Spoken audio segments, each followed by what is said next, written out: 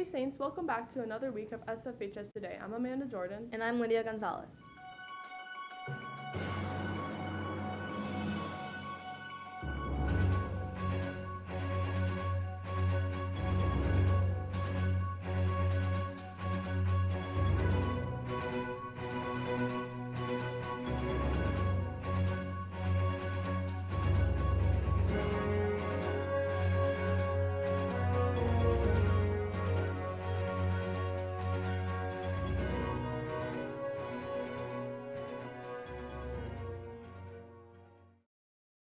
In breaking news, social studies teacher and head basketball coach Ryan Hauge has been hired as the activities director for Sartell.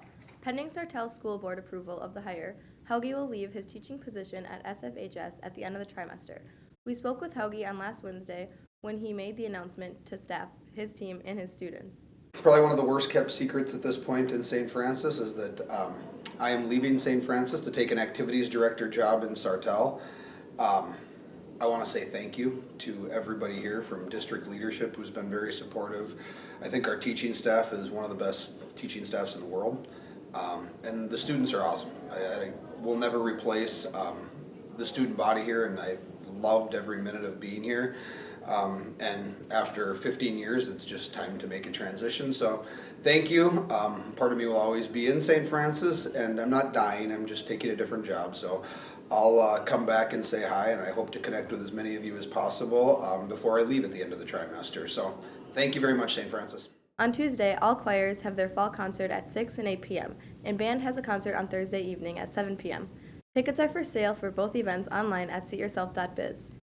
SFHS Media has been doing a series of reports on the bond issue that will be voted on November 7th. This week, reporters Katie Bjork and Maggie Winkles went out to find the impact on Cedar Creek and East Bethel elementary schools in the district. With passage of the bond, what we would be looking at here at this school, kind of starting from front to back, is we would be looking to revamp our entrance so there's a more secure way that folks would be asked to enter our school.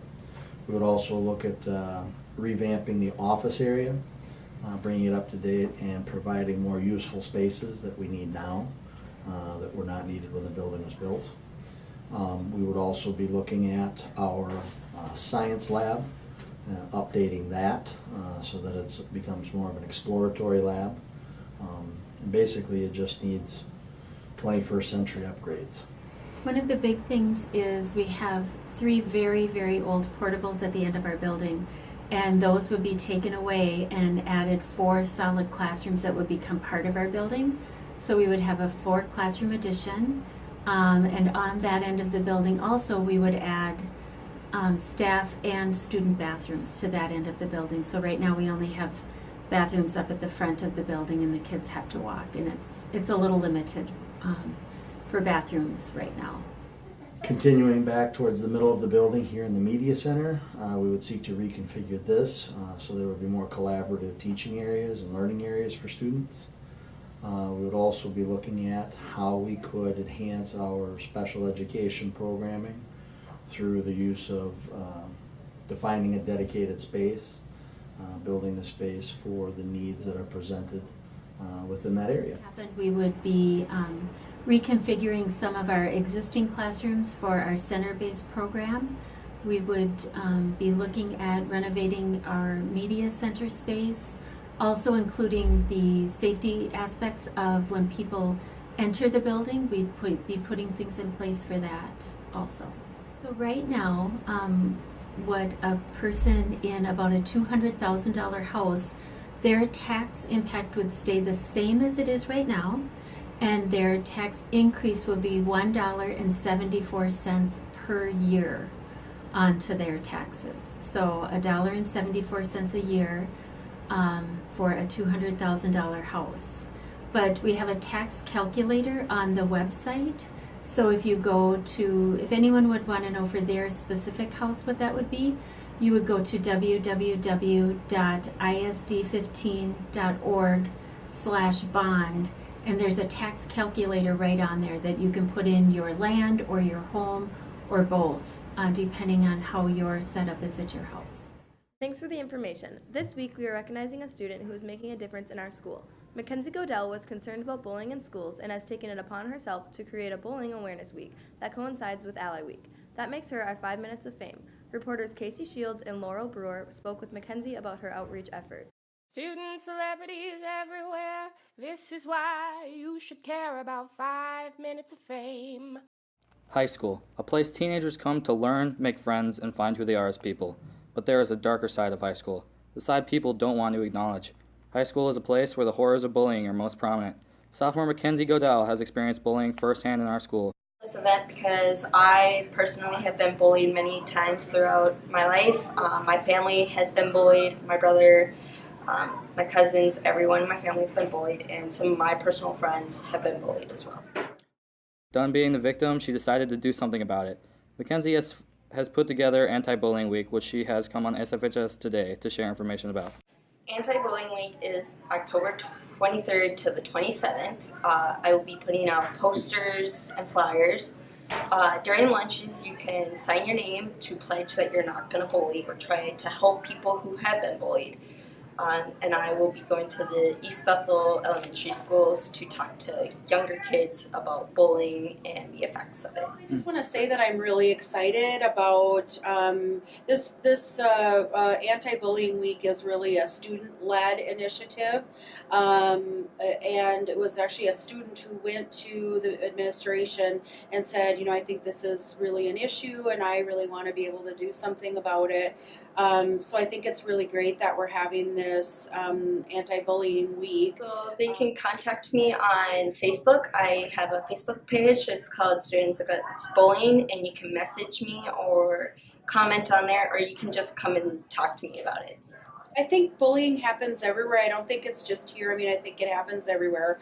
It's unfortunate now that we live in sort of a media society where you don't even need to be at school. It can happen on Facebook, on your phone, on Snapchat, that kind of stuff.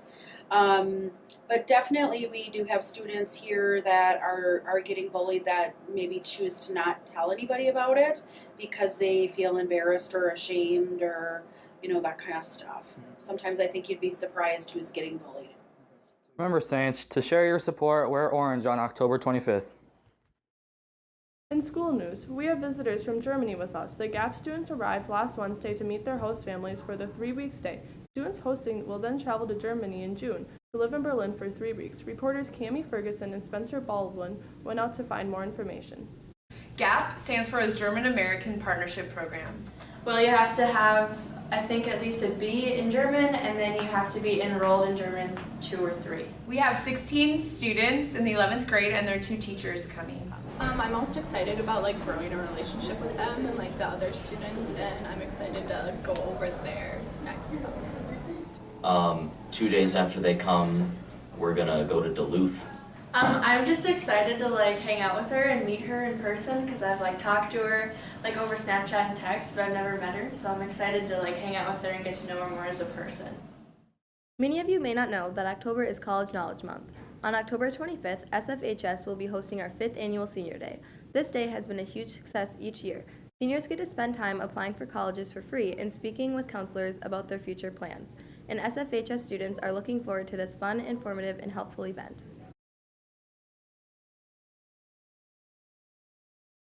One issue that we've heard students discuss is a problem with public display of affection, or PDA. Reporters Tanner Kunstner and Cole Kerpak spoke with some students and adults about their thoughts on the subject.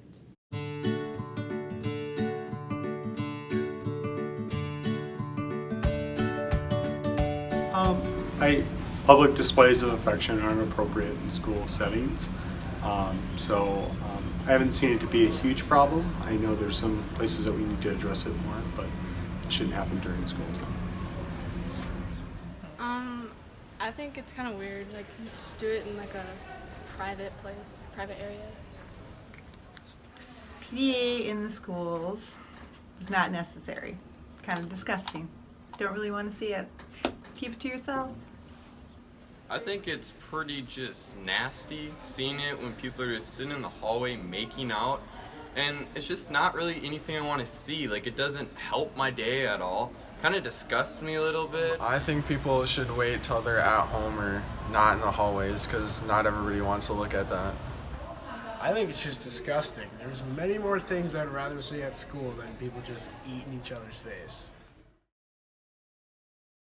Before we go, this past Saturday there was a benefit held at the American Legion for junior Luke Bonte. Bonte was hospitalized again last week, but hundreds of people in the community came out to show support. That's all we have for you this week, Saints. Now stay tuned for weather, RQT, and sports. Hey Saints, I'm Ronan Iverson. Welcome to weather. Today the high will be 57 with a low of 45. Tomorrow the high will be 49 with a low of 40. On Wednesday the high will be 51 with a low of 31. On Thursday the high will be 53 with a low of 41. And this weekend, starting on Fridays, it's going to be a very sunny weekend with a high of 60 and a low of 40. On Saturday the high will be 60 with a low of 45. And on Sunday the high will be 62 with a low of 47. It's the random question thing, ding.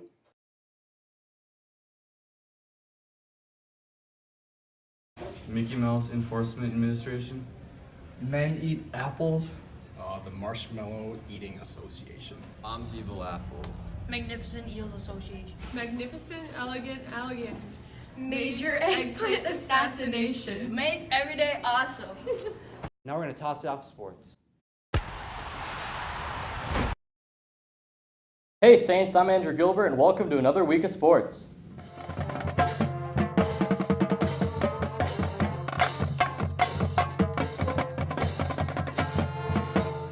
With most of the fall sports wrapping up their seasons and a short week last week, we have a shorter show today. Boys and girls soccer ended their seasons and are looking forward to next year. Girls tennis had their best season in a number of years and are excited to see how returning players, including Marlis Green, who made it to the final round of individual sections, contribute next year. The boys football team played Cambridge last week and lost in the Battle of the Paddle last Wednesday. They played the Huskies at Andover, losing their final regular season game. As of current information, their opponent for next week's sections is to be determined. We spoke with Mr. Stoffel for more information about how sections work. Well, sections are determined on what's called the QRF, or Quality Rating Formula, and that formula was established by MinnesotaScores.net, and basically it weighs how you did against certain opponents, and a win is worth different point values. So if you beat a team that's, let's say, 3-0, you're going to get more points versus a team that's like 0-3. And then they take that rating formula and then we seed. We have 6 teams in our section, so the first 2 seeds get a bye, seeds 1 and 2. And then in the first round of the playoffs, which we played next Tuesday, seed 3 will play seed 6, and seed 4 plays seed 5. Right now we're looking like we're going to be either the 5 or the 6 seed because both us and Chisago Lakes are 1 and 6 at this point in the season, and we're kind of locked into a 5 or a 6 seed at this point. Thanks again for that information. This week, dance team are having tryouts Monday through Wednesday. The girls volleyball team had a game last Tuesday at Rogers and won 3-2. That's all for sports this week, Saints.